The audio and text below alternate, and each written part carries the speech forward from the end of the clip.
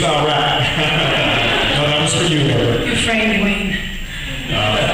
I'm a one-trick pony. I just do the MC thing, so. Very complicated. Grew up in Bladensburg, Maryland. Is that right? I did, yes. Yeah, I actually grew up very near there in a town called Colmar Manor. I've been there Yes! many times. So, Oh my God. yeah, so I'm just wondering if you have any interesting or funny memories to share from growing up so near DC or, you know, in Maryland's ghetto, effectively. Right, man, it's such a, wow, that's such a blast from the past in a lot of ways, because whenever people ask me where I'm from, I always say Washington, D.C. But the truth is I'm from Bladensburg, Maryland, which is a very small town outside of a very big city. Man, Bladensburg, growing up in Bladensburg was interesting, and I'm so sorry that I always take things to such a deep level. I apologize. That's just kind of how I think, and but I'm going to just answer the question. My family is from Panama, which is in Central America, and they moved to Bladensburg, and there was one black family that moved into the town before we did, and they had crosses burned on their lawn. So when the realtors told my parents what happened before we moved in, my parents didn't know what it meant, and they thought it was a welcoming sign, so they were like, oh, let's move here. So we were the first black family to live in the neighborhood, and I think by that time, you know, my father is just the most gregarious man ever, and you know, I feel very blessed to get that from him, I think, because my father has this gift of, he can make friends anywhere, and I feel like I have the same gift, and he gave it to me. So he single-handedly, I think, turned the whole neighborhood around, and everything was lovely and beautiful. So Bladensburg was a major part of my development because, you know, I just feel like it set the tone for who I would become as an adult, meaning I very much consider myself sort of like just a lover of people, and of all people. So I think that's how Bladensburg shaped me. Janice Richards, lover. Always gonna take everything to such an esoteric level. No, it's good. Good to get to know you. It's like a real person. You're not just somebody you see on TV. You're like Jay from Bladensburg, Maryland. Waiting in the wings, and there was a guy like that. I love doing that episode mostly because Joss was directing and we were all in every scene together, and it was so much fun. I've never had so much fun at work before because when he's there, we like play board games, we play bottle and fun things, and you know, just the camaraderie is amazing, and it was just love. It was so much fun. We had such a good time, and that was the first time I got to wear like a tuxedo as gun, and that was fun. Different costume for him altogether. So yeah, that was a really amazing episode. We all got to meet Summer. That was her first time working with Joss, and so it was fun. It was a good episode. For Jay, I have a few Buffy and Angel action figures. Yes. And I was wondering why I could find one for Kennedy, but not for Gunn. Who's Kennedy? We'll leave that one alone. Potential slayers in the end of season 6. Oh, okay. I can't say it calls Amber,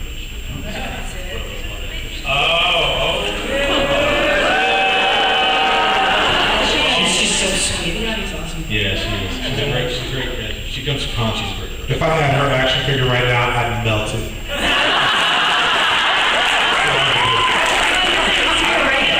I mean, I posed for one. I posed for an action figure, which, did you pose for yours? When you wear this body stocking, I guess, and you're in front of this. Well, it wasn't one of the producer's house. Come to think of it, there was no camera. Is it a sheer body stocking? They didn't make you say, give it to me, give it to me. No, I think I just have my head scanned. I did too. I'm not even gonna go there.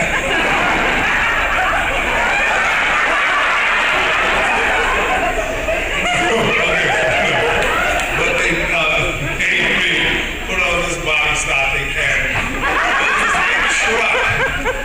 This is something weird. I remember the truck.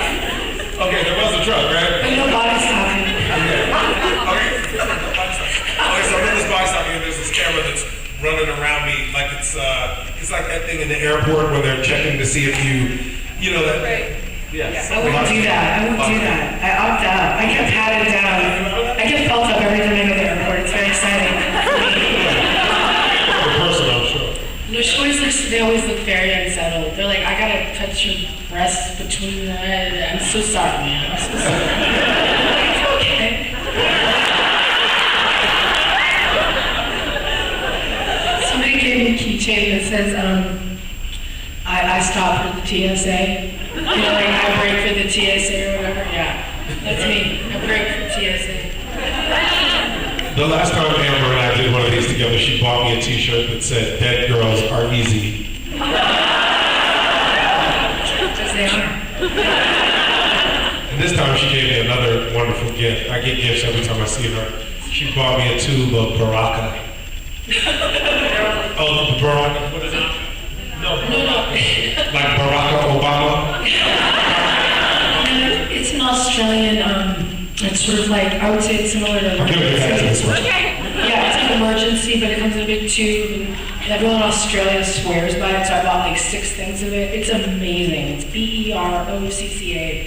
And I don't know if you can get it here or not, but I bought a ton of it, but my tongue's red. Because of it. Mine? Yeah. So she generously gave me a whole tube. Let's answer your question. I posed for it, and then we got canceled shortly after. I don't know if that has anything to do with it or not, but that might have something to do with it. So. You need an action figure. I do, yeah. Start that, please. Can we start that, like that whole like process? Let's get it. Let's start that, yeah. We need a gut action figure. I think it's not fair. Yeah, because if Invisible Obama has 36,000 Twitter followers, then gun action figure should be able to happen. So, you know who Invisible Obama is? Clint Eastwood was at the RNC. Yeah. So that person, the Invisible Obama, has 36,000 Twitter followers. Yeah. Ever and current. Ever and current. Probably The Wire. Oh my God, that was my answer! That was my answer. It's so good. Oh my God. Oh my God, that show's so good. Who's your favorite character on The Wire? Oh God. They're all so good. I don't know. I got a soft spot for McNulty. I don't know. He's great. I know he's such a little shit, but Omar's the shit. Omar's Omar's the shit. Omar's amazing, but McNulty's cute. And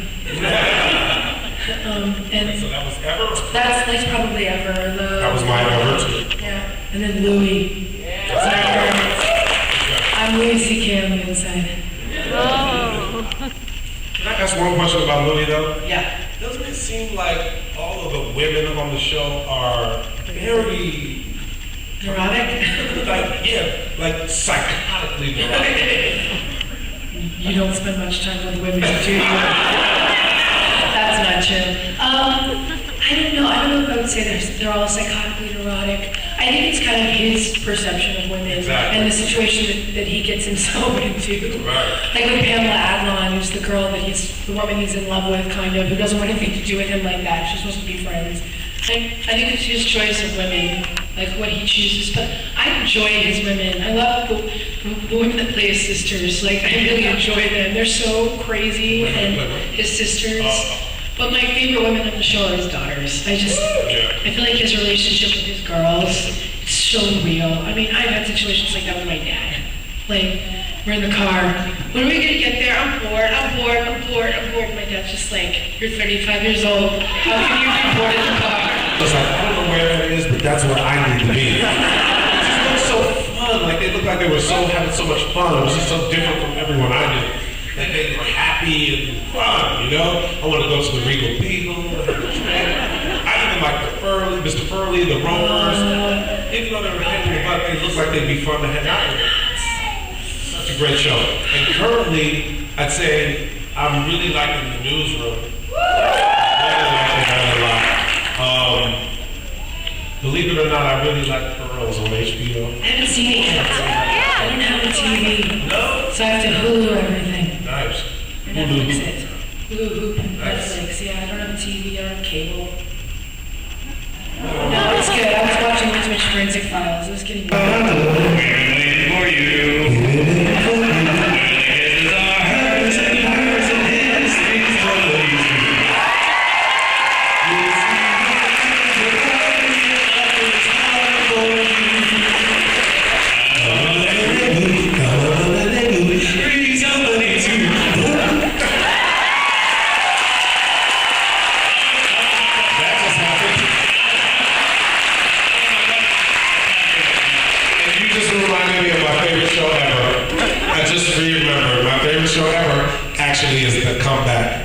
Lisa Kudrow. Sorry.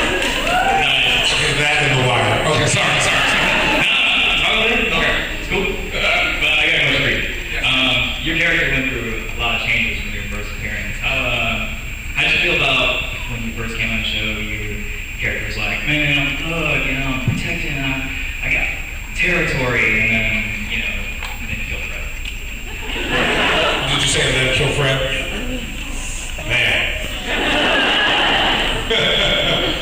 Well, the character for me started off with a bang, like in the very first episode, like when I read the script, because I didn't get the script until I got the part. And when I read the script, I remember thinking, man, this is going to be the best episode I ever do as this character. Because I had to go through so much. I had to kill my own sister. And I was like, man, it's all downhill from here. But I was shocked that I was able to, I got challenged like that several times a year on that show, where I get scripts and feel like that scary feeling where you're like, I don't know if I can do this. Wow, they're really asking me to do this right now? Like, I don't know if I can really do this. So I was totally wrong. It was not the best episode I was ever going to get. Because I got so many great episodes. And I remember talking to a lot of other friends of mine who were on shows at the time, and them saying to me, I've never gotten the A storyline. And I was like, I've gotten the A storyline a couple times. They're like, really? And they're like, yeah, you're just a supporting character? I was like, yeah, but I really had to show up. And as I was saying yesterday, I had to learn how to juggle. I had to do love scenes. I had to be a romantic lead. I had to be the comic foil. I had to be so many different things. I had to fight. I had to be a tough guy, which I'm not. And I had to be so many things. So it was a constant challenge. And then when all the Fred stuff was going on, I was being challenged once again. Doing that scene where I had to act with myself was one of the coolest kind of breakthrough moments I've had as an actor, because Joss was directing that episode. And when I was playing the evil gun, or the non-gun, I guess it wasn't really evil gun, the non-gun, Joss kept giving me all these notes, and he was going for something very specific, and I couldn't figure out what it was. I'd do the scene like I thought it was supposed to be done playing the non-gun, and he'd be like, just like a pinch bone or a fish bone. I was like, So I do it, and he'd go, like a preacher in church.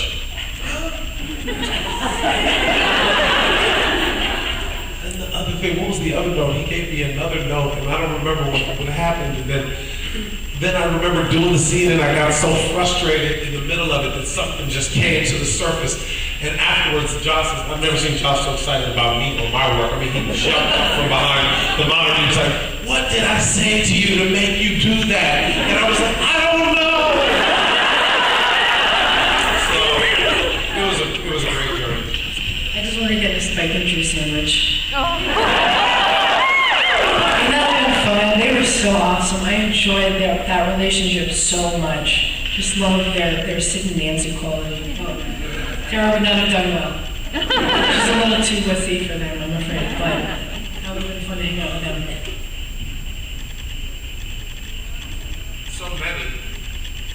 So many characters came over to our show as well.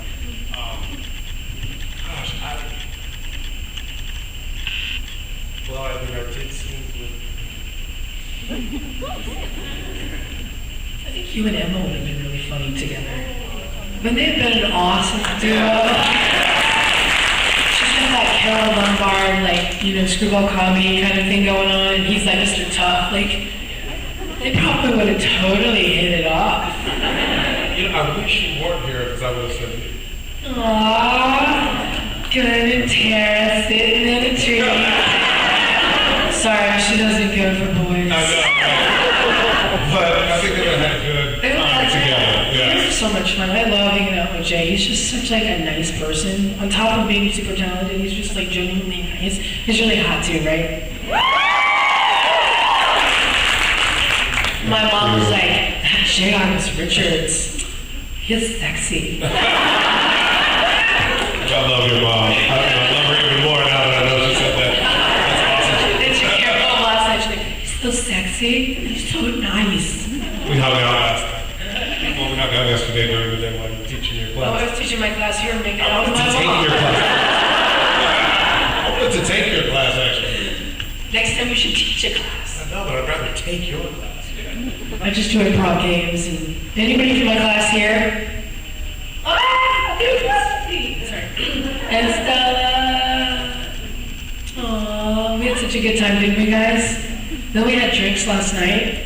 Oh, you did? Oh yeah, we went to the Hyatt bar and had hot toddies. Nice.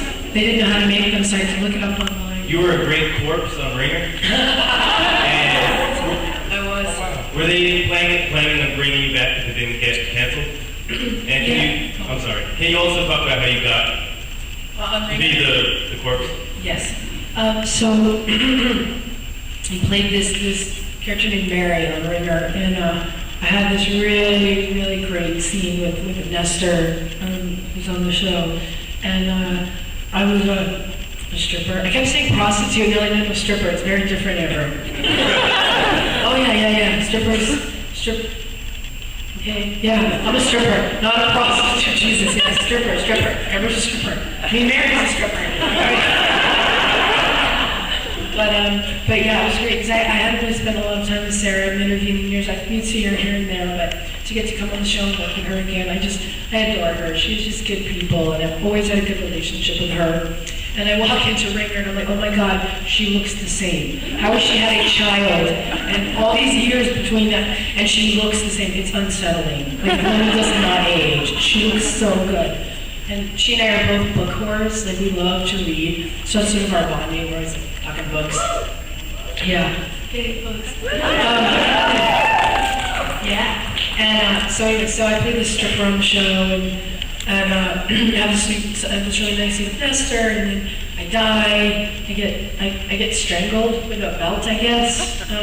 So I had to like lay on the floor and be dead for a while. That was always interesting. I had a really, really short skirt on. And I kept having to apologize to the crew. So it's like, I'm totally flashing all of you. I'm so sorry. This skirt is very short and I'm on the floor dead. But Sarah and I were talking in the makeup trailer, and she was like, oh, when we go on and do next, we're going to have to come back, and it's all these flashbacks in Ringer. She and I are going to do the scene together, and and then it didn't happen, we didn't pick up again, which was a bummer. Because Ringer was really fun. I loved everybody. They were so nice. So much of the Buffy crew was working on Ringer. Sarah brought them all to work on the show. It was really awesome. A lot of transpo and our camera guys, and I mean, it was really, really neat. I was so excited. It's like old home week. Yeah. Dead hooker, prostitute, stripper. That girls are easy. Yeah, well, I was super easy with that short skirt. It all goes back to the t-shirt. It does go back to the shirt. All these years later. Well, thanks. I'm going to cut you off. No, you were the best. Well, on behalf of DragonCon, I just want to thank you both for being guests here today.